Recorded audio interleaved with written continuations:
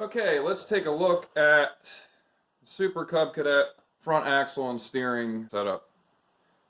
I can do this without dropping anything. Nope!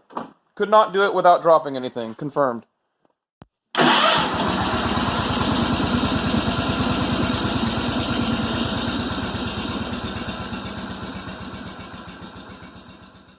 Well, while I'm waiting on some tools to show up to finish putting the pistons back in the cylinders and grinding the valve stems a little bit with the internal engine work, I took the 1882 outside and cleaned up the engine bay a little bit here. So the frame is not as gross and greasy. It doesn't look great, but I took the rusty part of the dash tower / battery tray out, and then we're going to put that battery tray in an electrolysis tank to see how much rust we can get off of it and see how much material we've got left to work with. Then we'll move over to doing some of the wiring, fixing some of the wiring in here, all in preparation for the engine to go back in. Now, those are little things. The main reason that I'm in here now is to address some of the steering issues. The thing's super sloppy. You can turn the steering wheel a good, half turn either direction before it ever. Yeah, see, it just now started to move. Watch my hand. Yeah, it's pretty bad. So we'll go over pulling the axle out and inspecting all the components and replacing pretty much everything. Alright, so on a Super with power steering, it's a pretty simple steering setup. You do have a lot of pivot points though, and every single pivot point on this one is worn. So as I move the wheel, you'll see the cylinder here move, but if you watch here, see the slop in that joint? If I hold the axle, you can probably see it better. There's slop there. There's slop back here. Same deal. It's shifting there. So this is loose. Both of those rod ends are loose. This joint here on both sides, this one was actually so loose that it popped off. I had to squeeze it back together with some vice grips just to get it to hold. So you've got play in the steering here where you can hold one tire and you can move the other tire a good 3/4 of an inch. You can see the slop there. The center section in here is really not that bad. There's slop at the pivot, the lever, up and down, but the joints themselves are not that bad. So if you were to hold this here and try to move it, you get a tiny little bit of movement there, but not a lot.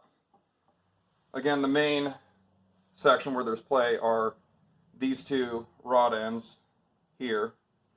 But since we're going to replace the main rod ends here and these here, we're just going to replace all 4 of those and these here as well. And also, the spindle itself has a bushing on the top and the bottom. That's also pretty worn. Let me drop it back down on the ground. There. So this pivot point here, you can watch this move forward and back. So you're tilting the tire like this, and through the spindle there's a bushing in the top and a bushing in the bottom. See all that movement? That's no good. We also have some play in the wheel bearings too. So the movement here, there's also some out here in the wheel bearings. But that we can deal with after the engine's back in. This stuff is all a lot easier to get to now that I can just drop the whole axle out without the engine in the way. So I'll put it back up and we'll disconnect everything and then pull the axle out. The first thing I would do, if yours is anything like mine, is crack this one free first while it's still sitting on the ground. This one was really, really rusted, and it required a breaker and a cheater on top of the breaker just to get it to pop loose. So crack that loose first, and then we'll jack it up. And now that we've got that loose, pop the wheels off.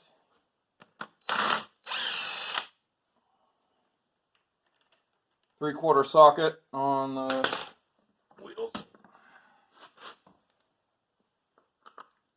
And taking the wheels off because it's a lot easier to get to this joint right there.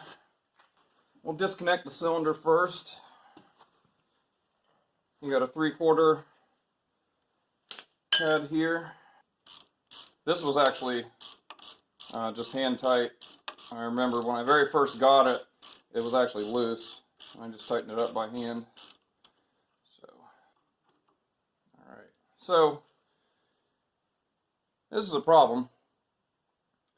The bolt has actually worn all the way around here. It doesn't look like this was a shoulder bolt. It looks like there used to be threads all the way up to the top, and the ball joint is just chewed into the threads. There is a washer underneath. Actually, this one has 2 washers underneath. So we'll put that back the way it came. And then the one in the back,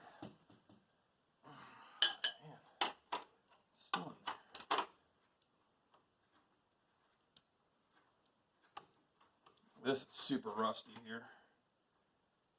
Got a spacer there. I don't see 2 on this one. I think there's just 1. We'll pop that out and lay that to the side. Same thing with this bolt where it's worn. It's worn here where the ball joint was riding against it. So I think even with a new ball joint, it's going to be sloppy. We'll have to do something about that. We can just let it hang there. It's not going to hurt anything. In fact, just to hold it in place, we'll just slide that on there. That's not where that washer goes. It goes behind there. Actually, before I forget that,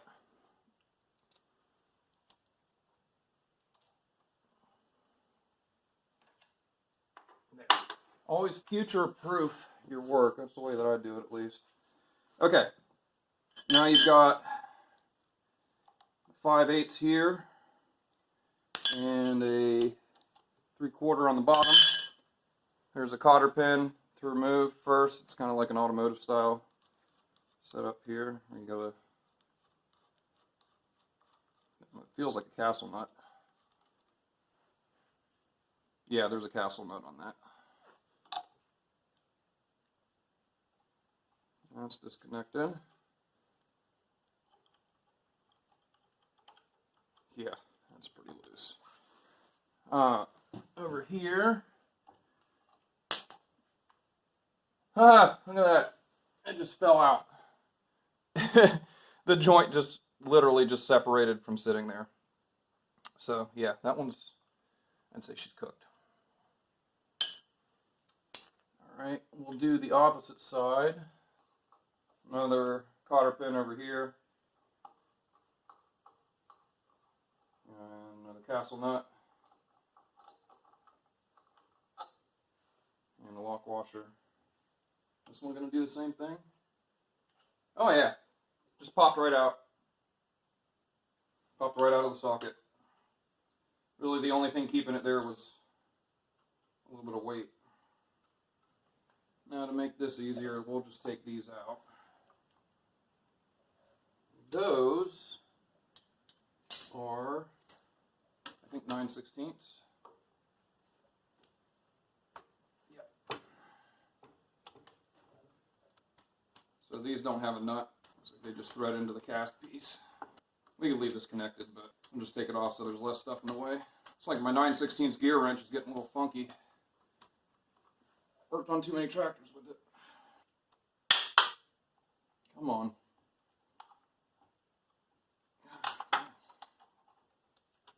Getting to the dirty part of the threads where it's at that unhappy medium where it's too tight to loosen by hand and too loose to stop the wrench from slipping or stop the ratchet from working. All right. We got that there. No spacer. Straight on top like that. That's the length for this side. Yeah, there's a little bit of slop in there. That part's really not that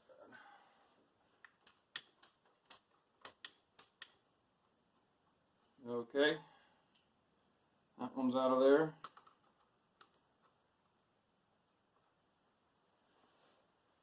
So there's our 4 cotter pins. 2 links. I might just pop the spindles out while I'm at it. Maybe. See about that. Probably would have been a little bit easier to do if I had done it while it was on the ground, huh? Oh, there's a stop there. That'll work. Alright, I got about 3/4. There. Loose.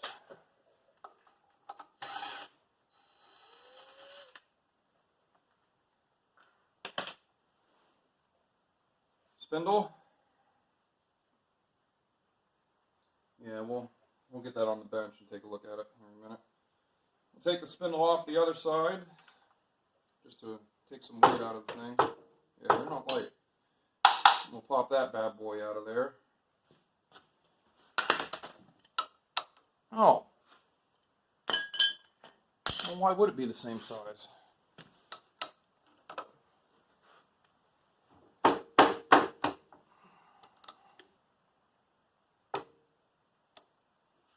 I gotta pull, looks like I gotta take that splined arm off there too. That washer's been distorted. It's been clamped down real tight and it's only grabbing on the very edge of this. So we'll have to address that. And to get the spindle out, I'm gonna take the clamp off here. I got a 1/2 inch.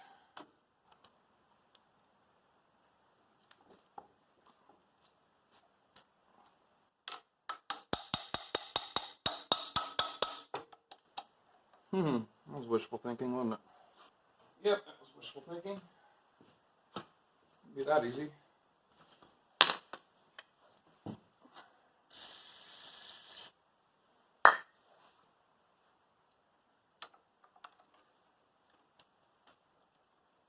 See if I can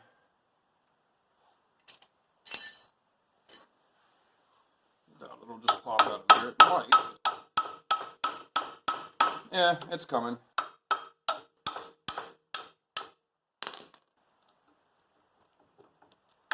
There we go. All right.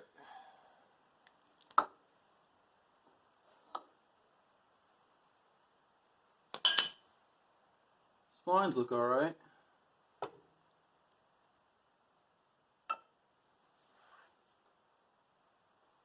There's the other one.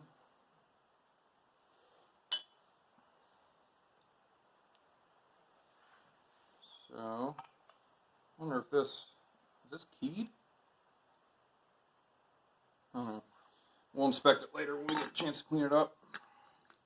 For now, we'll just set it back down on there and make sure it doesn't go anywhere. Okay, so now we've got basically nothing connected.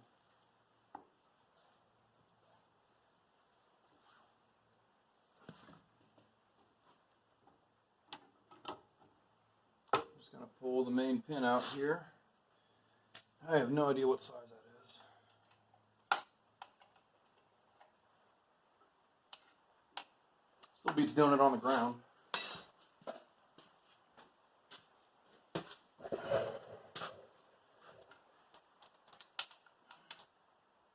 like the nut's actually hitting it a little bit too. It's not helping matters. Why is it always the little stuff? Just shouldn't be that hard. Let me grab a screwdriver. Come on. Come out of there. There we go.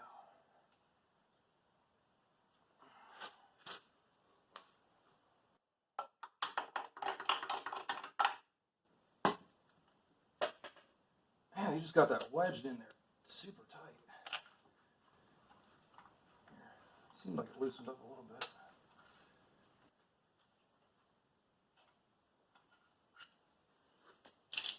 Might be able to grab it now.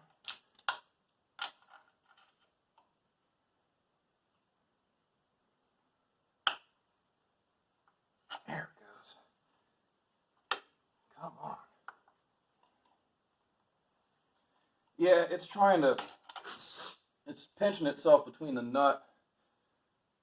The castle nut's not actually doing anything right now. Let me see if I can break it free so that pin's not wedged. Okay.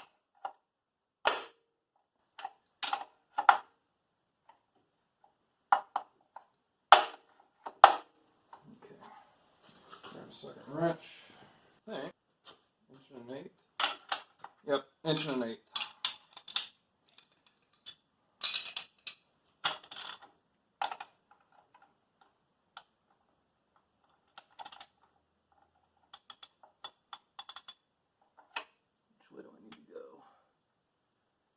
Actually needs to tighten a little bit. There. Alright. Should come out now. Yep, slid right out. So it was laying on top of the castle nut. Now,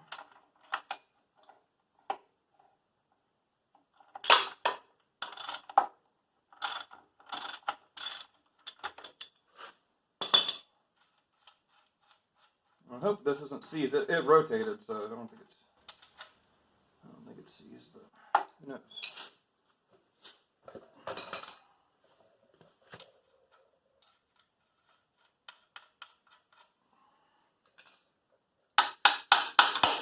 Oh yeah, that's fine.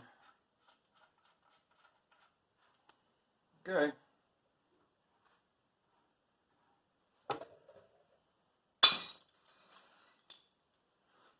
Well, since we got to get it on jack stands anyway, I can't just leave the hoist there. I'll just get some jack stands and then lower it down.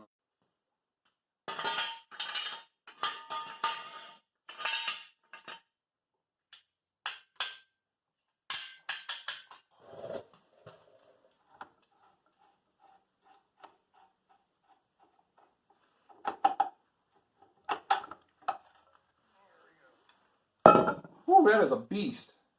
Wow. That thing is no joke.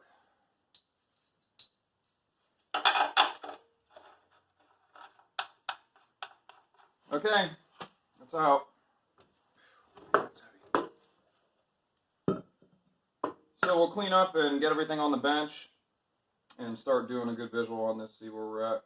I mean, we know all of the external components are in need of replacement, including some of the fasteners and the hardware. So, I mean, we pretty much know what we're into. The only thing that I don't know how I'm going to get out are these bushings here. I think they're pressed in. Okay, let's take a look at Super Cub Cadet front axle and steering setup. So everything's removed from the tractor now since the engine's out of the way.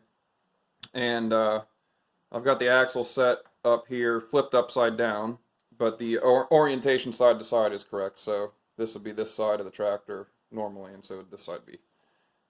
But it's flipped upside down so I can show you some things. And then I've got the various components that have been removed and inspected, and we'll go through what I found.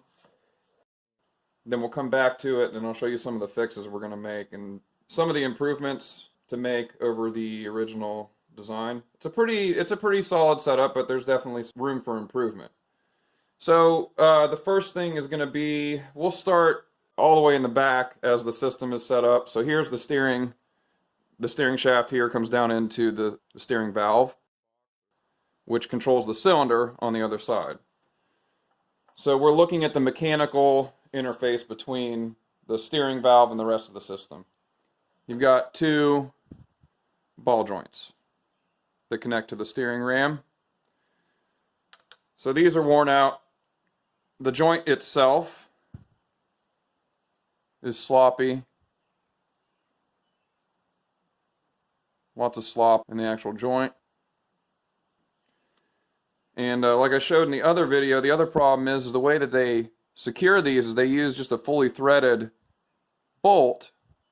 And what's happened is the joint has rubbed against the threads and actually worn, you know, quite a bit of the material away. So even if this joint was good, it still moves considerably on the bolt itself. So that's no good. So this is the one at the very rear of the ram. And then on the front of the ram, this is the one that connects to this side of the axle. Same deal over here. So that joint's sloppy.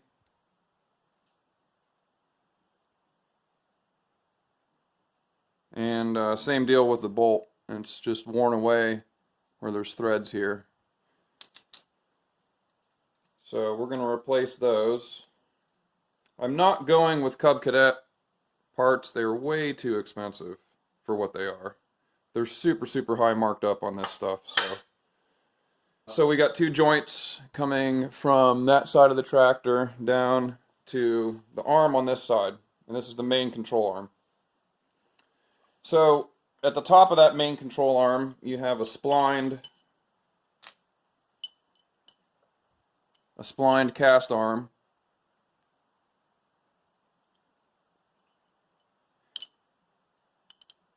That connects this joint to the spindle itself.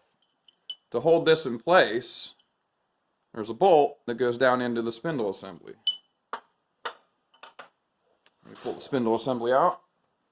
So here's the spindle assembly. You can see the splines there. Lots of corrosion. There's some wear where all of the force on these is really on this side of the spindle. So there's actually a ridge here where it's worn a little bit. So we'll fix that. And there's a little bit of a crown in the center right here, right around the main spindle shaft. So we'll correct that too. And you can see wear from the bearings at either end. It's not terrible. We'll probably just dress this stuff up, clean it up. Nothing majorly chewed up on this guy here. You can kind of tell from the pattern though that the bushing that's in this axle is supposed to ride here and here at the very ends of the shaft. And I'll show you, but the bushings in the axle have actually shifted and moved. So the bushing, instead of being at the top and the bottom of the shaft, was actually riding somewhere near the middle, like in here. So the ram connects to the steering spindle like this. I don't have it, I'm not going to get it lined up right now, but basically you've got splines here, and then this bolts down to the shaft. To secure it, you got a bolt and a washer to secure it to the shaft. And if you look at the washer's been distorted. It's turned into like a cone from the force required to clamp that down, and the fact that the washer doesn't really have any support. It's just got a bolt coming right through the top of it to hold it down, so it's all distorted. So we'll fix that when we go back in there too. Got some improvements to make there. So that would be how that side looks like this. That side is basically set up like this, where you have the arm and another arm here. You've got wear points in here where the bushings are. Luckily, the splines are good here, so we're okay. There's nothing majorly worn out. We need to make that a little more secure and address the slop. This is one of the reasons I wanted to take it out, is you've got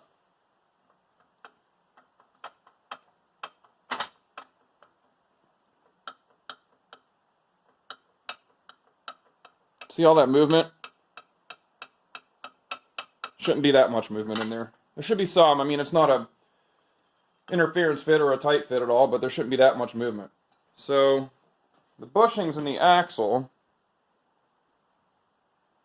in here, there's a bushing at the top and a bushing that should be at the bottom. On this one, I might be able to just flip this over. You can see the very top of the bushing here. It's brass. I've driven them out of the other axle, so you have this guy sitting in here like that. And then on the opposite side, you have one in there, going in that way. Well, this one you can see is pretty much flush, but the other one, I can do this without dropping anything. Nope! Could not do it without dropping anything, confirmed. The other one, where's the bushing? Well, it's in there. You can kind of see where they're almost butted up against each other. So that bushing has moved, like, considerably. It's halfway down in the bore. So that axle is only really being supported down towards the middle and the bottom. So, in the process of cleaning this up and inspecting everything, I found that, and when I drove the bushings out of the other side, I noticed that they weren't really in there that tight either. They hadn't moved as much, but they weren't in there that tight either. So here's the spindle for the other side. Looks about the same. It has a ridge. There's a ridge in here where it's worn, and not quite as much wear here. A little bit of corrosion on the shaft from where it sat outside a bunch, didn't get greased. So these bushings are pretty easy to remove. You just take a punch and a hammer and just drive them out. When I go to put the new ones in, I'll probably drive them in with a socket or an installer so I don't damage the ends. Because I hope they fit in tighter than these did. This one here, is it this one? Yeah. This one I actually damaged a little bit getting it out, so I'm going to make sure I don't do that to the new ones. So you've got, yeah, there's links between the ram and the spindle on this side, and then you've got the actual spindle itself. And then connecting the two sides of the axle, you have these links that go from this side here to this side here. And that's kind of how it's set up, except to be flipped upside down. These links here are not terrible, but they do have some play, and they're just kind of cheap. They're just like a stamped steel piece, so if you take them off, you look inside, they're really not very stout.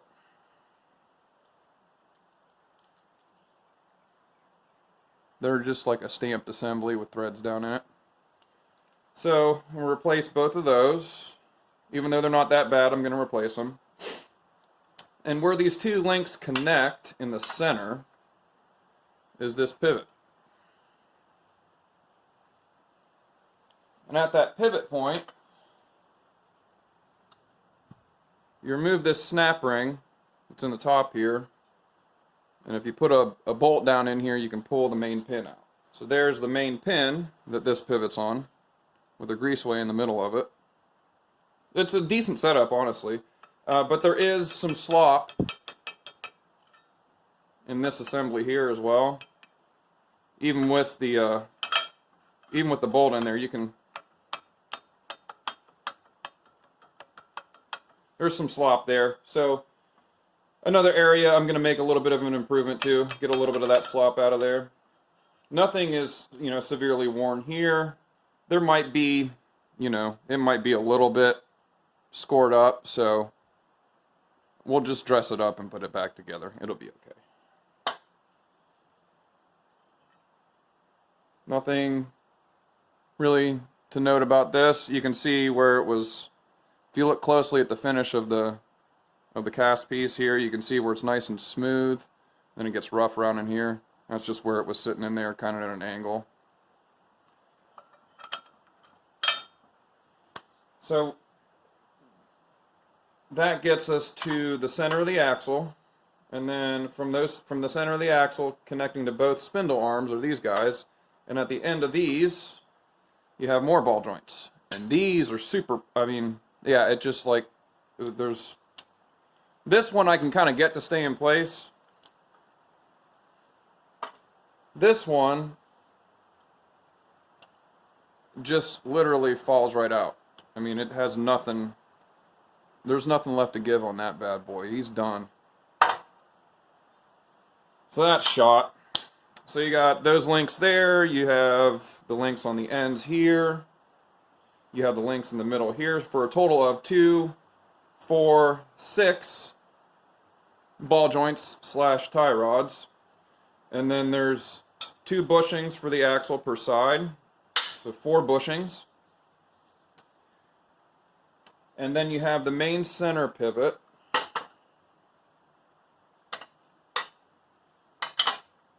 In here. And this one's really not bad. The parts diagram doesn't show bushings, but I think there's 2 bushings inserted into the cast axle there. There's the main pivot pin. A little bit of a ridge right here where it's real shiny. Nothing too terrible. I don't think it was ever adjusted. On these there's an adjustment here where you can control the side-to-side movement. So we'll adjust that when we put it back together, but nothing really, if you look where it would normally ride, that's not too bad. I could tighten it up if I wanted to, but I think I'm going to let that one ride for now. So, yeah, that is the basic setup. I think at this point, I've got everything pretty much cleaned up. There's a couple pieces extra to clean up. I'll drive those bushings out, wipe everything down again, probably paint the axle just to get some of this, like, I don't know, this overspray just really, really irritates me. And I know it's really not a big deal, but it's just ugly. It looks like green with the yellow over the black. So I'll go ahead and finish the cleanup, drive out those 2 bushings, and then we'll go about repairing some of the worn areas and making some of those improvements as we go along. Hopefully this helps you guys with have the sloppy steering and the supers. It's not a complicated system. It's kind of something, if you have any kind of mechanical aptitude, you just kind of look at it and see what's sloppy. It's not entirely complicated. The most complicated part of the whole system is that steering valve there. And I think we have there's a little bit of slop in here too, so I'll probably service the CV joint and the bushing there where it rides into the steering valve. But that's an overview of where we're at now that everything's torn apart, and then we'll come back after things are cleaned up and we'll start making improvements to the system.